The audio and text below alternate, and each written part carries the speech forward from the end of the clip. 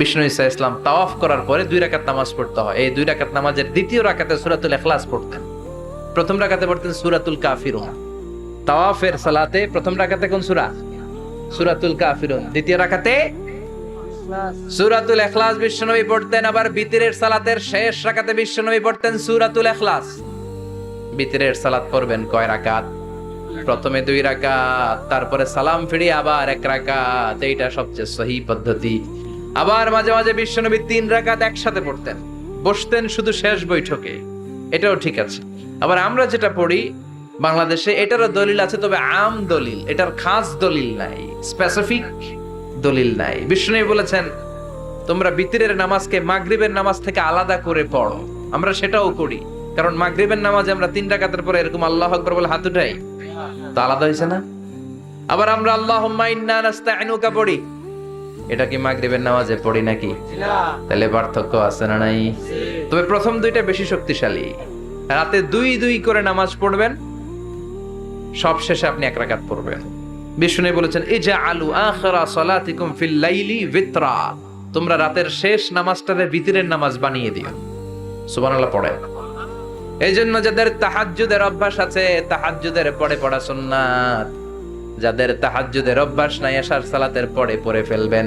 ইন্নাল্লাহা বিতরুন ইউহিব্বুল বিতরা, আল্লাহ নিজে বেজর, তাই বেজরকে তিনি পছন্দ করেন। এজন্য দিনের নামাজ রাতের নামাজ সবই বেজর। সারা দিন যা পড়লেন মাগরিবের 3 রাকাত পড়ার মধ্য দিয়ে সব বেজর হয়ে যায়। আবার রাতে 4 রাকাত 2 রাকাত করে যত নামাজ পড়লেন, শেষে 1 রাকাত বেতের দিয়ে বা 3 রাকাত বেতের দিয়ে সব বেজর হয়ে যায়। এই 3 রাকাত বেতের নামাজের সর্বশেষ রাকাতে বিশ্বনবী এই ছোট্ট সূরাটা পড়তেন। সুবহানাল্লাহ পড়বেন না? এই আমলগুলো করতে রাজি আছেন তো? মনে থাকবে সবার?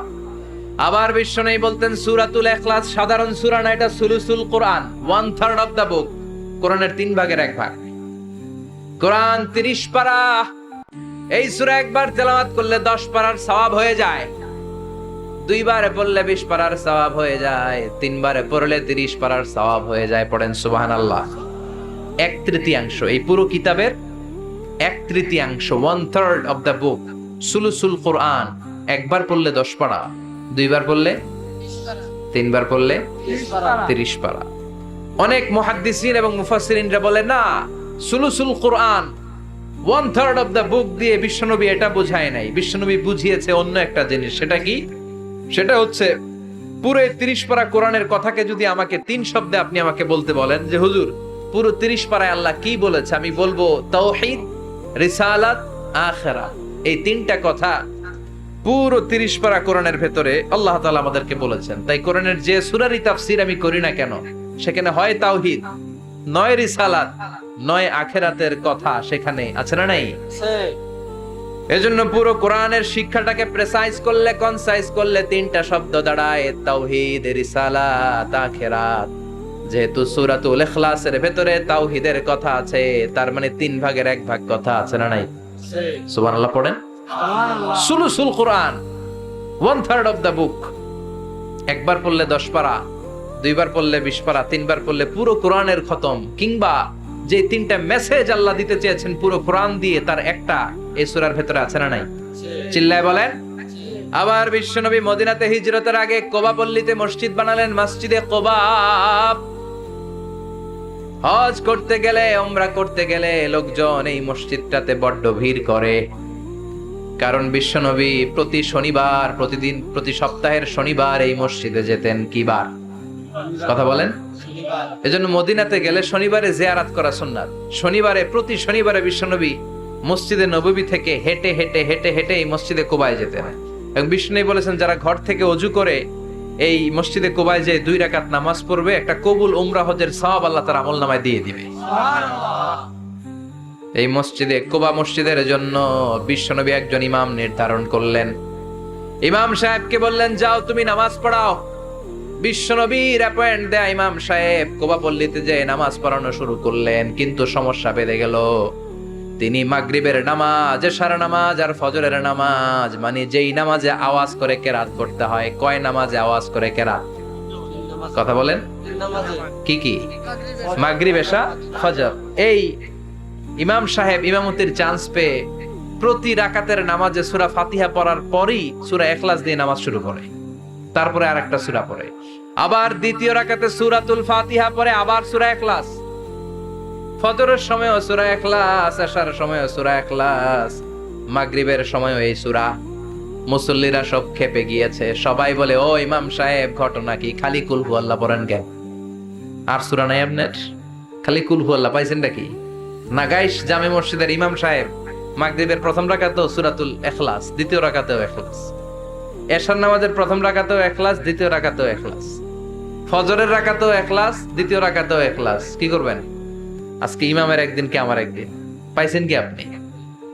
সবাই বলে আপনি পাইছেন কি? ইমাম সাহেব কয় পড়তে মন চাইলে পড়ো, নাইলে অন্য মসজিদে যাও। কারণ এটা বাংলাদেশের সিস্টেমে সভাপতি সেক্রেটারির নিয়োগ দেয়া ইমাম না, নিয়োগ দিয়েছে বিশ্বনবী। আবার ক্যান্সেল করলেও লাগবে বিশ্বনবীরে, ঠিক কিনা? নিয়োগ দিয়েছে বিশ্বনবী, নিয়োগ বাতিল করলেও করবে কে?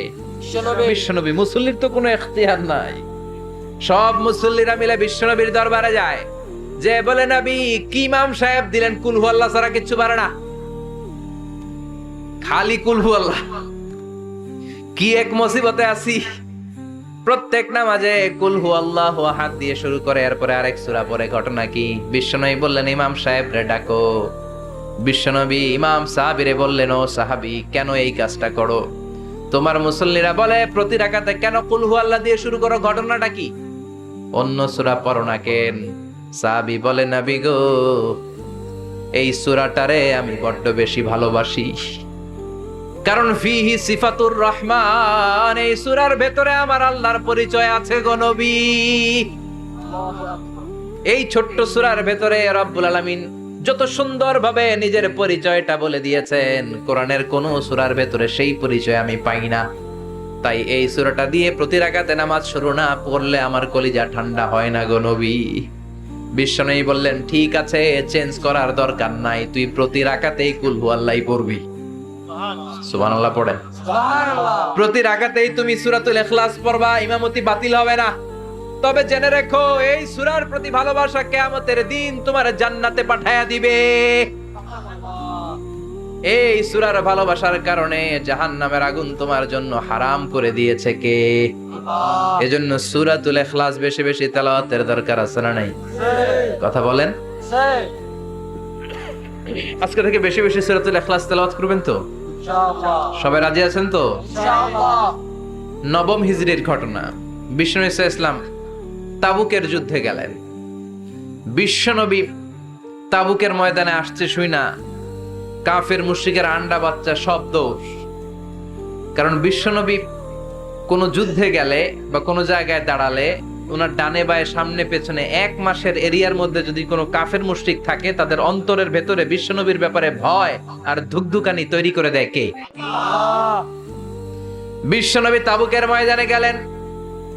রোমান সাম্রাজ্যের খ্রিস্টান সৈনিকেরা যখন জানতে পারলো বিশ্বনবী এসেছে, সব সৈনিক নিয়ে দৌড়। আইজো দৌড়, কাইলো দৌড়, কই যুদ্ধের দরকার নাই, ভিক্ষা লাগবো না, আগে কুত্তা ঠেকান। সব দৌড়, কোন যুদ্ধ ছাড়াই বিশ্বনবী জিতে গিয়েছে। কোন সুবহানাল্লাহ। বিশ্বনবী আল্লাহ শুকরিয়া করলেন। হঠাৎ বিশ্বনবী দেখলেন আকাশের সূর্যের আলো ক্ষীণ হতে শুরু করেছে, কমতে শুরু করেছে। তিনি খেয়াল করে দেখলেন এর কারণ সাইয়েদনা জিবরাইল বিশাল ফেরেশতাদের বহন নিয়ে পৃথিবীতে নেমে আসছেন। পড়েন সুবহানাল্লাহ। এসে বললেন, ইয়া রাসূলুল্লাহ, আমি 1,40,000 ফেরেশতা নিয়ে নেমে এসেছি। আপনি কি জানেন না, ঠিক একটু আগে মদিনাতে আপনার এক প্রিয় সাহাবা, তার নাম হচ্ছে মুআবিয়া ইবনে মুআবিয়া আল মুজানি, একটু আগে শেষ নিঃশ্বাস ত্যাগ করেছে। বিশ্বনবী বললেন, ইন্না লিল্লাহি ওয়া ইন্না ইলাইহি রাজিউন। সাইয়েদনা জিবরাইল বললেন, ও নবী, আপনি কি আপনার প্রাণের সাহাবীর জন্য গায়েবানা জানাজা পড়বেন না? বিশ্বনবী বললেন, অবশ্যই পড়বো। গায়েবানা জানাজা চিনেন তো? এটা পড়া কিন্তু সুন্নাহ। সামনে লাশ নাই, কিন্তু আমি ইমাম, সবাই দাঁড়ালেন পেছনে, আল্লাহু আকবার, 4টা তাকবীর দিয়ে আমরা নামাজ পড়লাম, মৃত ভাইয়ের জন্য দোয়া করলাম, এটার বলে গায়েবানা জানাজা। সুবহানাল্লাহ পড়েন। বিশ্বনবী বললেন, অবশ্যই পড়ব। সাহাবীদের মধ্যে ঘোষণা দিলেন, ও সাহাবারা, তোমাদের ভাই মুআবিয়া ইবনে মুআবিয়া আল মুজানি কিছুক্ষণ আগে মদিনাতে ইন্তেকাল করেছে। তোমাদের ভাইদের জন্য সবাই বাইরে বের হয়ে আসো, এই মাত্র আমরা এই মুহূর্তে আমরা গায়েবানা জানাজা পড়বো। বিশ্বনবী প্রথম কাতারে দাঁড়ালেন, হাজার হাজার সাহাবারা লাইন ধরে দাঁড়ালো। সাইয়েদনা জিব্রাইল 1,40,000 ফেরেশতা নিয়ে সাহাবাদের পেছনে 2টা লাইনে দাঁড়িয়ে গেলেন। প্রথম লাইনে 70,000, দ্বিতীয় লাইনে আরো 70,000, 1,40,000 ফেরেশতাদের বহর। আর সাহাবারা মিলে আল্লাহু আকবার বলে গায়েবানা জানাজা শুরু করলেন। নামাজ শেষ।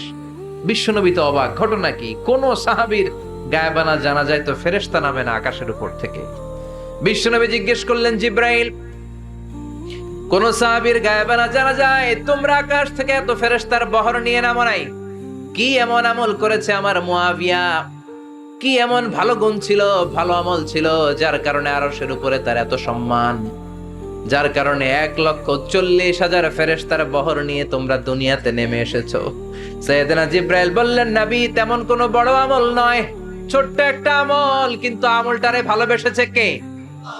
আপনার এই প্রিয় সাহাবী হাঁটতে বসতে চলতে ফিরিতে সব সময় পড়তো কুল হুয়াল্লাহু আহাদ, আল্লাহুস সামাদ, লাম ইয়ালিদ ওয়া লাম ইউলাদ ওয়া লাম ইয়াকুল লাহু কুফুয়ান আহাদ। পড়েন আল্লাহু আকবার।